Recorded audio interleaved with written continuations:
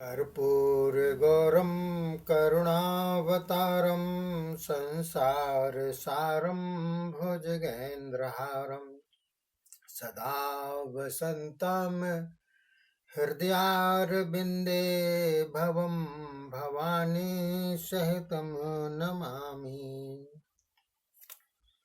बोलिए शंकर भगवान की जय। बोलिए शिव महापुराण की जय। बोलिए सनातन धर्म की जय। बोलिए शिव भक्तों की जय। देखिए साथियों, मैं आपको षष्ठोध्याय बतला रहा हूँ इस वीडियो में। तप की पूर्णता तथा वर की प्राप्ति का इसमें बतलाया गया है। ब्रह्मा जी और नारद जी का संवाद चल रहा है, जिसके माध्यम से हम और आप सभी शिव महापुराण के अंतर्गत इसमें ज्ञानार्जन कर रहे हैं। तो देखिए, ब्रह्मा जी बोले, हे नारद जी, संध्या का कठोर तप वर्णन करो। इस कथा के श्रवण से मनुष्यों के पापों के पर्वत भी भस्म हो जाते हैं। वशिष्ठ जी ने जब तपोविधि समझा दी और चले गए, तब संध्या देवी उसी विधि से पूजन तथा भजन तप करने लगी। उसका मन शिव में पूर्णतया लग गया। वह तपोमग्न हो गई। इसी प्रकार उसे 4 युग बीत गए। उसे कठोर तप करते हुए देखकर शिव प्रसन्न हो गए। जिस रूप का ध्यान वह कर रही थी, उसी रूप से सदाशिव उसके हृदय में, बाहर तथा आकाश में दर्शन दिखाते हुए प्रकट हो गए।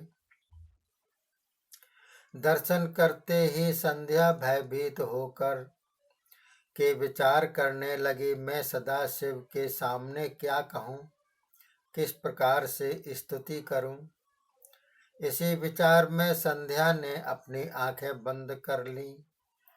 तब सदाशिव ने उसके हृदय में दिव्य ज्ञान, दिव्य चक्षु तथा उसे दिव्य वाणी प्रदान की। तदंतर संध्या ने अपने नेत्र खोल दिए। अपने सामने शंकर भगवान का प्रकट रूप देखकर हाथ जोड़कर संध्या स्तुति करने लगी, हे प्रभु, आपको मेरी नमस्कार हो।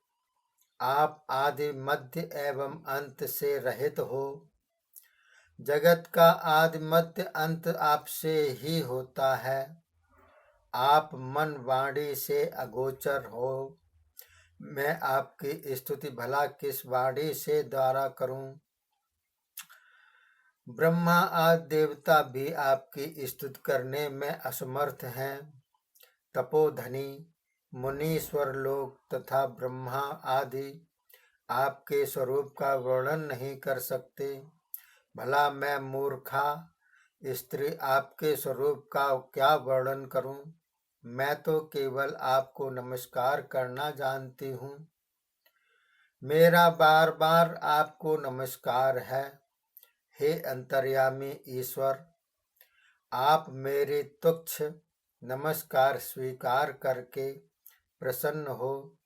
ब्रह्मा जी बोले, भगवान शिव ने वल्क वस्त्र धारिणी एवं जटा मंडित उस संध्या को देखा। प्रसन्न होकर कहने लगे, हे भद्रे, हम तुम्हारे कठोर तप एवं स्तुति से बहुत प्रसन्न हो गए हैं। अब अपनी इच्छा से वर मांगो। तुम्हारी मनो अभिलाषा पूर्ण करने के लिए मैं प्रस्तुत हूँ।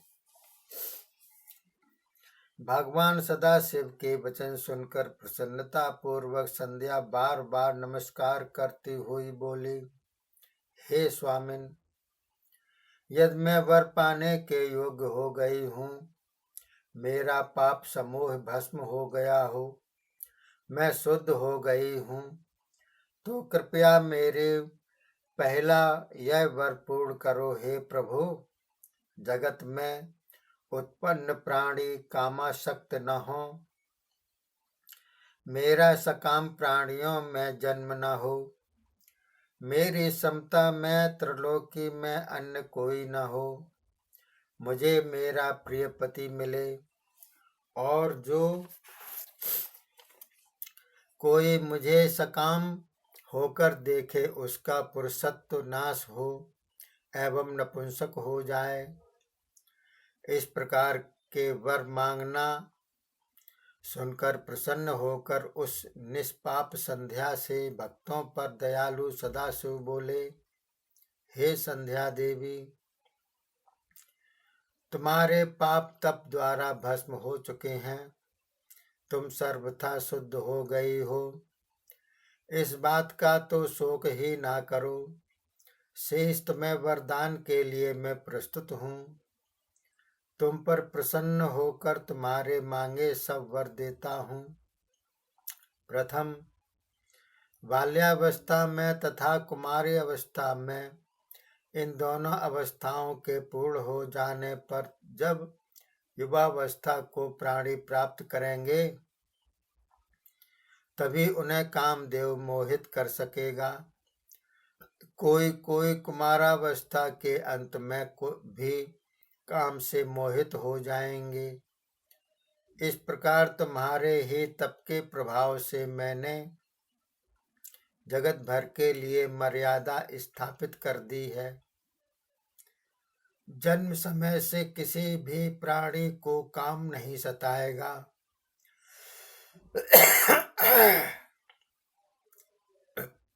तुम जगत भर में अनुपम सतीत्व को प्राप्त हो जाओगी, तुम्हारे समान और कोई भी न होगी। तुम्हारे पति के बिना तुम पर कोई भी काम दृष्टि नहीं डाल सकेगा। यदि किसी ने काम दृष्टि से देखा तो वह शीघ्र ही नपुंसक होकर निर्बल हो जाएगा।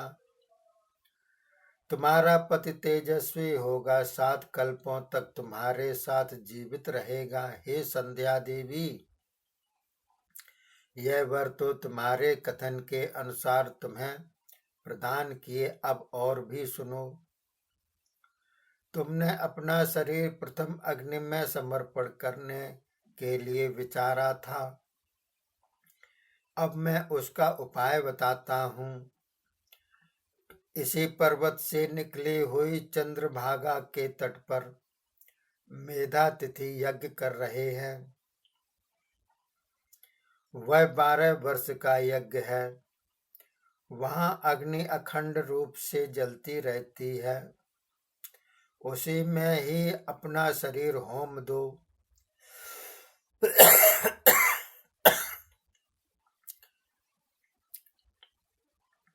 मेरी कृपा द्वारा फिर तुम उस अग्नि द्वारा प्रकट हो जाओगी, उसी महर्षि को पुत्री कहलाओगी। यह मैंने तुम्हारे मन के अनुसार तुम्हें वर दे दिया है। अब तुम अपना शरीर अग्नि में समर्पण कर दो। हे संध्या, तप करते करते तुम्हें 4 युग बीत गए। इन युगों के मध्य त्रेता के आदि में दक्ष प्रजापति के घर में शीलादि गुण गणवती बहुत सी कन्याएं उत्पन्न हुई थी। उन्हें योग्य वरों के साथ दक्ष ने विवाह दी। चंद्रमा को उनमें से 27 कन्याएं विवाह दी।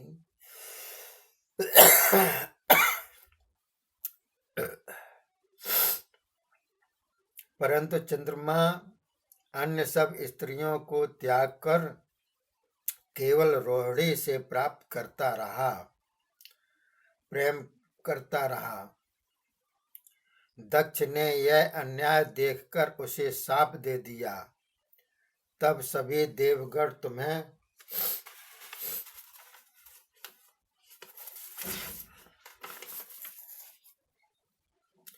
ढूंढने लगे, तुम नहीं मिले।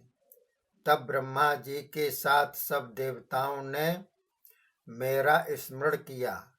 इसी के प्रभाव से तुम उन्हें आकाश में दिखाई दी।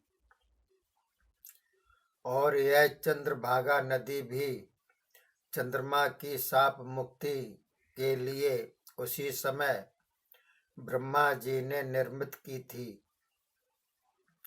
उसी स्थान पर अनुपम तपस्वी मेधातिथि वैदिक विधान से ज्योतिष्ठोम यज्ञ कर रहे हैं। उसी अग्नि में अपना शरीर त्यागो, इससे तुम्हारा प्रण पूर्ण हो जाएगा। अब तुम पवित्रात्मा हो। हे तपस्विनी संध्या, अब शीघ्र ही उस यज्ञ में तुम पहुंचो।